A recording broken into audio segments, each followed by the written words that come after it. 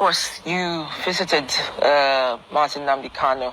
We would want to get highlights of that because, of course, we saw the dailies this morning running with certain lead stories. One was saying that Nnamdi Kanu says Simon Ekpa is aided by the federal government. Another one talks about the amount of trillions of naira that leaves the southeast, because of the banditry and the armed robbery, and over 50 armed groups in the region already. But let's start from your visit to Nnamdi Kanu.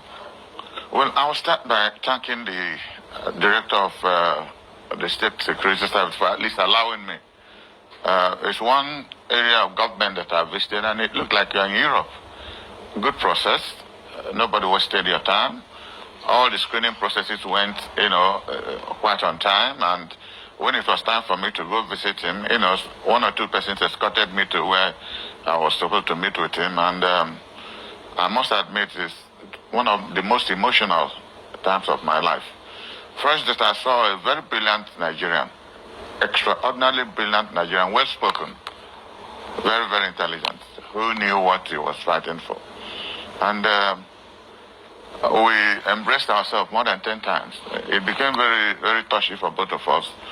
And I asked him, why did you invite me? He said, because he knows I will say the truth of what he has told others and they didn't want to believe. So the essence of it was that he wanted me to tell, especially the Southeasterners, that he does not support the sit-at-home in any form. If they did it once as a symbolic gesture, yes, it's appreciated, but not to make it a regular feature from 1 day to 1 week to 2 weeks. Now, who does that to his own people?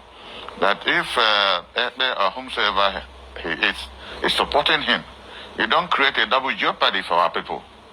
If every Monday nobody does anything, some people depend on either their wheelbarrows or trucks or keke to make living to maintain their families. How can he be inflicting pain on his people? It's a very simple thing. And at the handwritten note that was circulated, that he wrote it. That is not fake, he wrote it, that I should say so. That he does not support it. So I promised him that I'm not getting any younger. I will try to make out time to go to Finland. I've already sent messages. Because this is not the time of warmongering now. And I have to see this Ekpe and say, what's your problem? Because if he doesn't listen, I've seen the reply he made, which gives me the tendency to believe that some people are sponsoring him. If you want to be leader of your people, will you be leader of the dead or the living?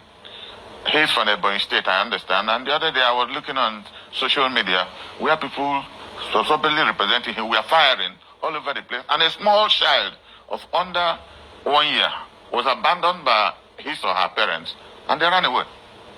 And I was just most weeping, praying God that bullet not touch this small child, and I hope nothing happened to him or her. Is that the nature of the leadership? And this is the worry. These are the worries that Nnamdi Kanu has. So he's not aware of Simon Ekpa's, representation of him. He knows that Simon Ekpa was supporting him because of the interest of justice. But they have thrown it into another dimension. Because I read what he was saying, that he's Prime Minister of Biafra in exile. It's sad for me. Not after fighting for Biafra, and somebody tells me you're Prime Minister in exile where you're taking orange juice, you're a citizen of Finland, living comfortably in security, and your people here are almost in desolate, nothing to eat, no petrol, nothing, and you're still threatening them that they won't go to work on Monday. Is that love? It is not love. This is where Nnamdi Kanu disagrees completely with what they are doing. And he said I should say so, that he does not support sit-at-home, that their people should be allowed to make a living. He stands for justice, but you cannot have justice without peace. You have to address peace by addressing justice. So it's a problem. Oh. And like I said, I've started the contact making. I probably will wait until the tribunal, verdict is out. Yesterday I spent time trying to get in touch with the Finnish embassy to see how I can get, because I need to go and see the young man and really find out what is going on with him. Because our people cannot continue this way. We can't continue this way. All right, so in essence, people would say Simon Ekpa is hiding away under the protection of the Finland government, and the sit-at-home is happening here, lives are being lost, and he's he's covered and embraced by the protection he enjoys away from Nigeria. But then you also find out this man may not be acting in isolation. There are young people here who take orders from him, who are maiming, who are looting, who are the ones carrying out the damage. So how does the state come into this play? Because I know that oftentimes several governors, one was the last comment from Governor Hope Uzodinma, who said they should ask Simon Ekpa to return home, to sit at home with them if he needs to enforce that law. So what is the role? I mean, what has been the role of the government, speaking for Nnamdi and also trying to end this saga? If you remember, maybe about a year ago on this platform,